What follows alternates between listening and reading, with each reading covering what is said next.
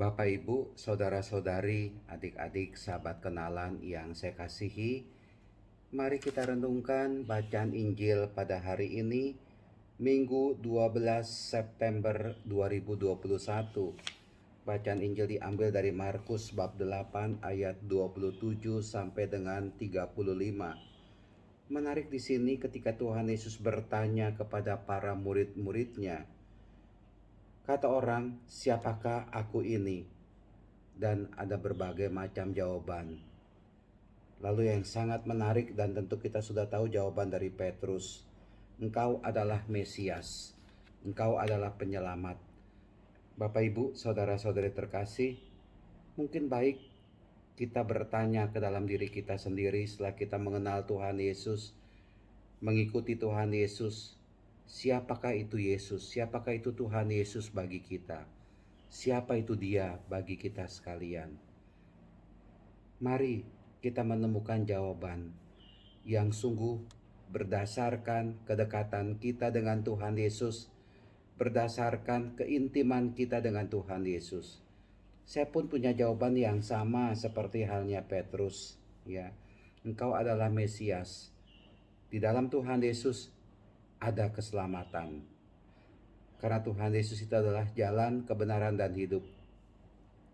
Hanya melalui Tuhan Yesus kita dapat sampai kepada Bapa. Artinya, di dalam Tuhan Yesus saya akan diselamatkan, kita akan diselamatkan, dan di dalam Tuhan Yesus kita bisa sampai kepada Allah Bapa. Masuk ke dalam rumah Bapa. Di Injil Yohanes juga dikatakan Tuhan Yesuslah yang akan menjemput kita bila perjalanan hidup kita di dunia ini berakhir, dan membawa kita ke suatu tempat yang sudah disediakan di rumah Bapa, agar di mana kita berada, di situ pula Tuhan Yesus berada.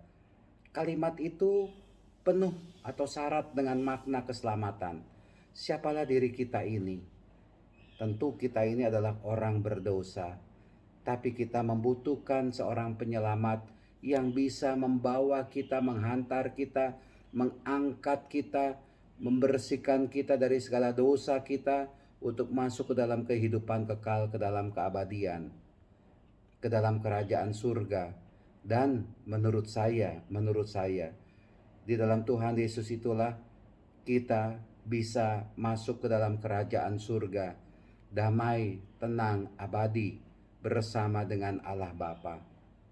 Maka dari itu, mari kita tetap percaya, berhadapan dengan godaan-godaan dunia ini, mari kita tetap berpegang pada Tuhan Yesus. Jangan kita ini silau oleh kedudukan, jangan kita ini silau oleh pangkat, jangan kita ini silau akan harta benda, sehingga kita melupakan Tuhan Yesus. Yaitu memang hak Anda, ya, mau tidak percaya kepada Tuhan Yesus lalu percaya kepada yang lain, itu hak Anda. Tapi bagi saya, bagi kita sekalian, mari kita tetap hidup di dalam Tuhan Yesus. Mari kita tetap berada di dalam lindungan belas kasih Tuhan Yesus. Mari kita berada dalam kekuatan Tuhan Yesus. Kekuatan Tuhan Yesus yang paling utama adalah kasih. Begitu damai kita mendengarnya ketika kita diminta untuk melakukan kasih. Betapa tenteramnya hidup kita ini ketika kita tidak memandang kesalahan orang lain, tetapi yang kita pandang adalah saya harus berbuat kasih kepada siapapun juga. Itulah dia power, kekuatan yang diajarkan oleh Tuhan Yesus kepada kita, yaitu kasih.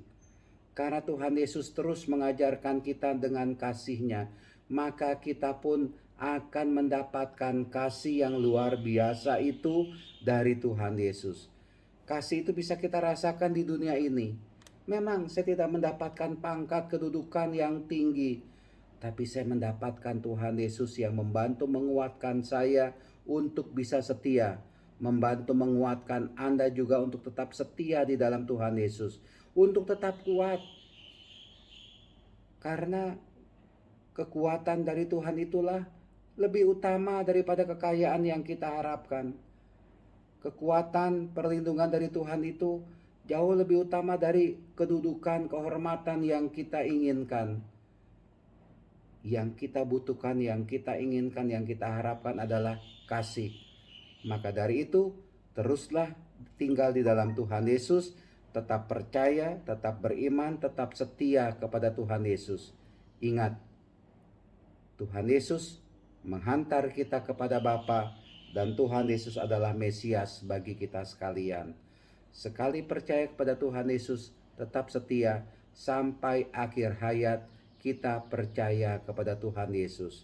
Tuhan memberkati kita semua. Amin.